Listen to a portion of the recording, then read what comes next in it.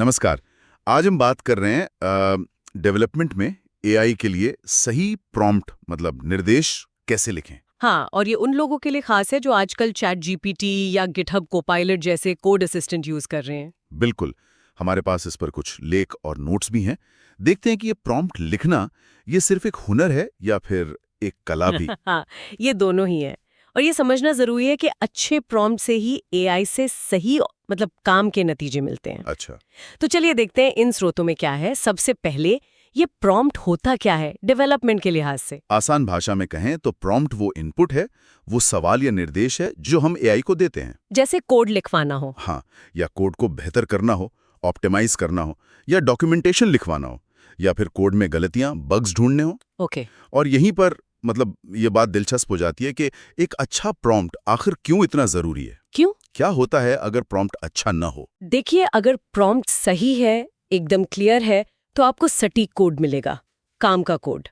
लेकिन अगर प्रॉम्प्ट अधूरा है या गोलमोल है, अस्पष्ट है, तो एआई या तो कुछ भी बिल्कुल साधारण सा जवाब दे देगा, या फिर भटक जाएगा। हाँ, या फिर पूरी तरह भटक जाएगा, और फिर समय भी बर्बाद और शायद कंप्यूटिंग पावर भी। सही कहा। तो फिर अच्छे डेवलपमेंट प्रॉम्प्ट्स के कुछ बुनियादी नियम क्या हैं इन स्रोतों के हिसाब से? पहला और शायद सबसे अहम वो है कॉन्टेक्स्ट देना, मतलब संदर्भ। अच्छा। जैसे सिर्फ ये कहना कि एक फंक्शन लिखो, ये काफी नहीं है। हाँ, ये तो बहुत वेग है। बिल्कुल।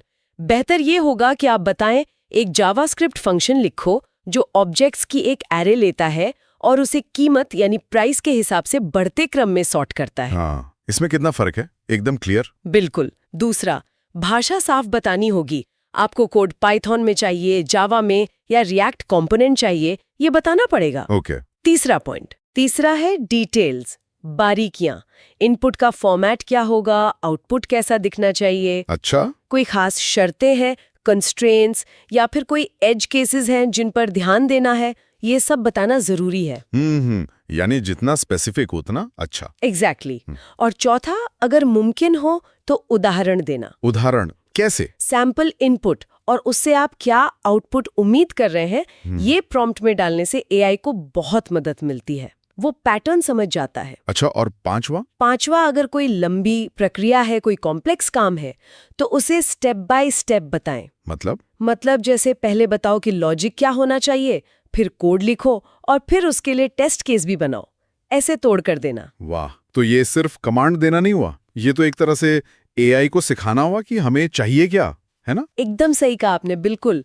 और डेवलपर्स के लिए कुछ आजमाए हुए स्ट्रक्चर भी हैं जो अक्सर काम करते हैं। अच्छा, जैसे कि? एक कॉमन स्ट्रक्चर है instruction plus context plus constraint, यानी निर्देश फिर संदर्भ और फिर सीमाएं।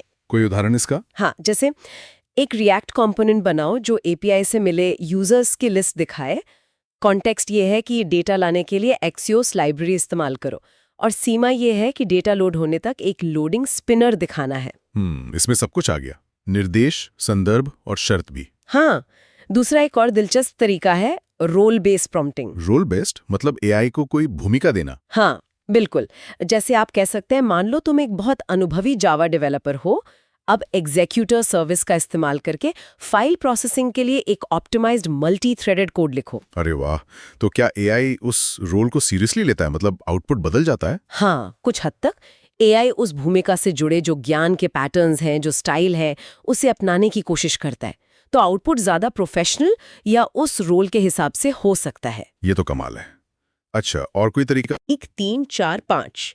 अब इसी पैटर्न को फॉलो करते हुए इसे हासिल करने के लिए एक पाइथन फंक्शन लिखो। समझ गया। मतलब उदाहरण से आप एआई को बिल्कुल पॉइंट पर ला सकते हैं कि आपको एग्जैक्टली क्या चाहिए। बिल्कुल। ये तो प्रॉम्प्ट इंजीनियरिंग को वाकई एक अलग ही लेवल पर ले जाता है। यस। लेकिन कुछ आम गलतियां भी तो होती होंगी जो लोग करते हैं। हाँ, बिल्कुल होती है। सबसे आम गलती तो है बहुत अस्पष्ट होना, वेग रिक्वेस्ट देना। जैसे बस कह दिया सॉर्टिंग के लिए कोड लिखो। हाँ, किसका सॉर्टिंग, कैसे सॉर्टिंग? एग्जैक्टली। या फिर भाषा या उसका वर्जन न बताना, आउटपुट का फॉर्मेट साफ न करना। और एक गलती जो मैंने अक्सर देखी है वो है एक ही प्रॉम्प्ट में कई सारी अलग अलग चीजें पूछ लेना। मतलब? जैसे एक ही प्रॉम्प्ट में कह दिया कोड लिखो, उसे टेस्ट भी करो और उसका डॉक्यूमेंटेशन भी बना दो। अब बेचारा एआई कहाँ से शुरू करे, कंफ्यूज हो जाता है। ये तो मैंने भी महसूस किया है। मल्टीटास्किंग एआई के लिए भी मुश्किल हो सकती है। अच्छा, तो इन गलतियों से कैसे बचें और प्रॉम्प्ट को और बेहतर बनाने के लिए कुछ प्रो टिप्स हैं? जरूर है। पहली टिप तो है इटरेट करें, मतलब एक ही बार में परफेक्ट प्रॉम्प्ट लिखने की कोशिश मत कीजिए। ओके, तो फिर? पहले एक साधारण सा प्रॉम्प्ट दें, फिर एआई जो जवाब देता है उसके आधार पर फॉलोअप प्रॉम्प्ट से उसे और बेहतर करें, स्टेप बाय स्टेप सुधारें। अच्छा, मतलब बातचीत की तरह। हाँ, बिल्कुल। दूसरा, सिर्फ कोड मत मांगिए, एआई से उसका लॉजिक भी पूछिए। क्यों? कोड मिल गया तो काफी नहीं? नहीं, कोड कॉपी पेस्ट करना आसान है, पर जब तक आप उसका लॉजिक नहीं समझेंगे, आप उसे भरोसे के साथ इस्तेमाल नहीं कर पाएंगे या जरूरत पड़ने पर बदल नहीं पाएंगे। Ask for explanation. सही बात है। तीसरा, एआई से एक ही काम को करने के 2-3 अलग-अलग तरीके मांगे। हो सकता है कोई दूसरा तरीका आपके यूज केस के लिए ज्यादा बेहतर हो, ज्यादा एफिशिएंट हो। ये अच्छा पॉइंट है। और चौथा? परफॉर्मेंस के बारे में पूछिए। कोड की टाइम कॉम्प्लेक्सिटी क्या है, स्पेस कॉम्प्लेक्सिटी क्या है, क्या इसे और ऑप्टिमाइज किया जा सकता है? एआई इसमें भी मदद कर सकता है। वाह, तो इसका मतलब ये हुआ कि प्रॉम्प्ट लिखना अपने आप में एक तरह की प्रोग्रामिंग ही है। बस यहाँ आप इंसानी भाषा में लॉजिक लिख रहे हैं ताकि एआई उसे समझकर कोड बना सके। बिल्कुल सही समझे आप। और अगर हम इसमें महारत हासिल कर लें तो एआई असिस्टेंट की प्रोडक्टिविटी कई गुना बढ़ सकती है। ये सिर्फ निर्देश देना नहीं है, ये तो एआई के साथ मिलकर कुछ बनाने जैसा है। एकदम। तो अगली बार जब भी कोई एआई कोड टूल इस्तेमाल करें तो ये तकनीकें, कॉन्टेक्स्ट देना, स्पष्टता रखना, उदाहरण देना और शायद रोल प्लेइंग भी इनको आजमा कर देखें। हाँ, देखना चाहिए कि आउटपुट कितना बेहतर होता है। यकीनन फर्क महसूस होगा। बहुत खूब। तो चलिए यहाँ एक विचार के साथ छोड़ते हैं। क्या ये असरदार प्रॉम्प्ट लिखना सिर्फ बेहतर कोड पाने का एक तरीका है, या फिर ये एआई के साथ हमारे काम करने के रिश्ते को ही बदल रहा है?